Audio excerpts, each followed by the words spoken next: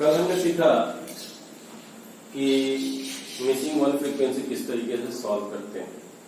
अब हम देखते हैं कि मिसिंग टू फ्रीक्वेंसी किस तरीके से सॉल्व किया जाएगा। मिसिंग टू फ्रीक्वेंसी में दो चीज आपके पास पहले से गिवन होगी, एक एक्स बार गिवन होगा और दूसरा आपके पास फ्रीक्वेंसी का सम टोटल गिवन होगा। मिसिंग वन फ्रीक्वेंसी में केवल फ्रीक्वेंसी का सम टोटल जो होता है वो आपके पास गिवन नहीं होता, लेकिन मीन गिवन होता है। अब हम इस सवाल को सॉल्व करते हैं। जब भी अगर कोई सवाल मिले तो आपको दो चीज समझना है, एक एन से आपको इक्वेशन मिलेगा और एक इक्वेशन आपको फॉर्मूले से मिलेगा।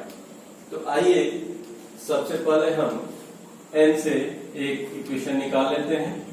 एन किसके बराबर है? 160 के बराबर है। और एन किसके बराबर हो सकता है? इनके बराबर हो सकता है। तो ये कितना है? 20, 30, 50। इसको मैंने ए मान लिया और इसको मैंने बी मान लिया। ये हो गया 50, ये 68 प्लस ए प्लस बी हो गया। ठीक है, ये हमारा 68 प्लस ए प्लस बी हो गया। अब n की वैल्यू अगर मैं रखूं तो हो गया 160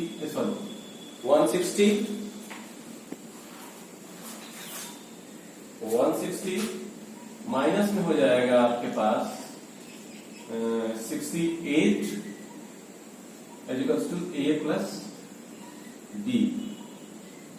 अब ये जब 68 इसमें से लेंगे तो बचेगा 92 equals to A plus B. हमारे पास एक इक्वेशन यहां से मिल गया।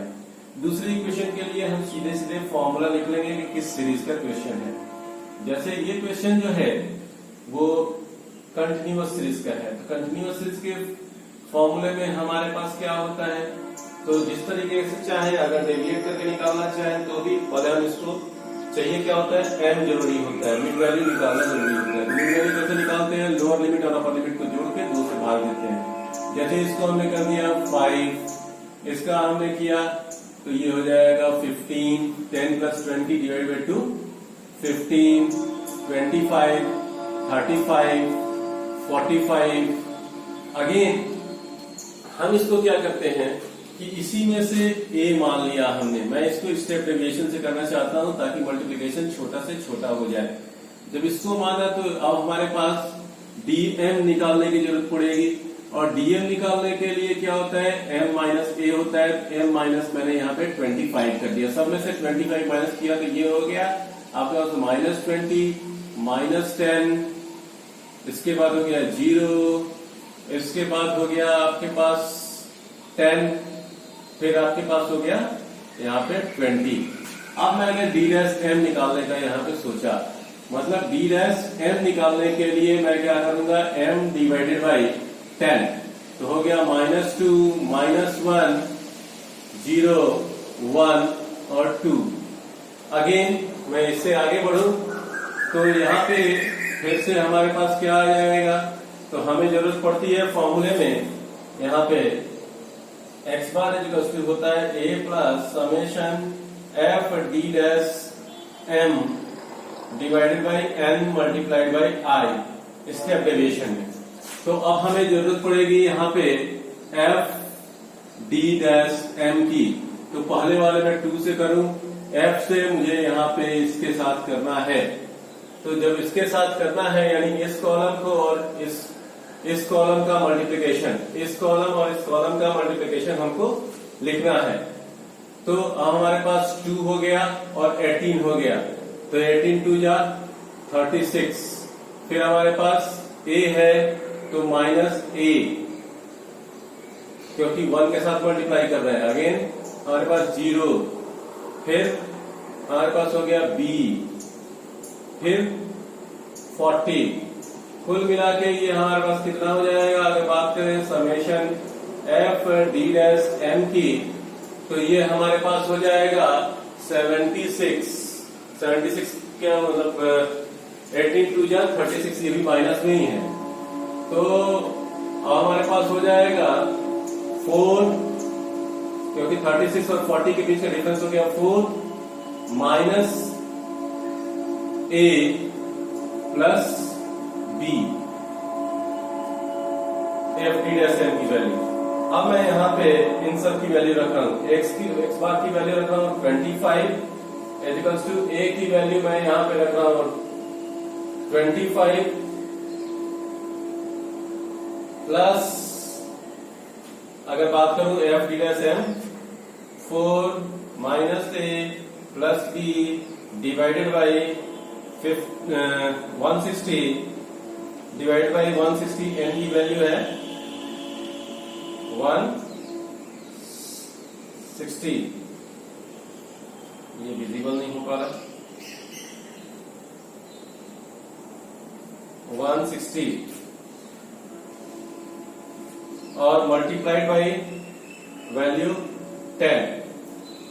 देन अब हमारे पास वैल्यू हो जाएगा, ऐसे मैं करूंगा तो ये डिवाइड हो गया।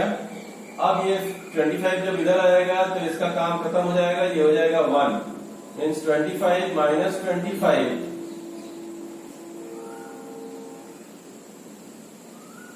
इक्वल्स टू हमारे पास कितना हो गया,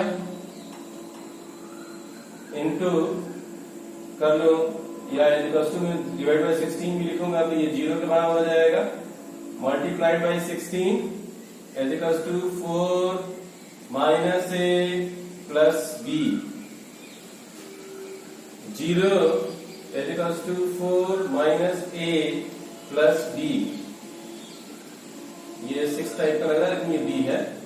अब हमारा हो सकता है कि -4 is equals to minus A plus B, 4 is equals to A minus B, अगर माइनस से गुणा कर दें तो।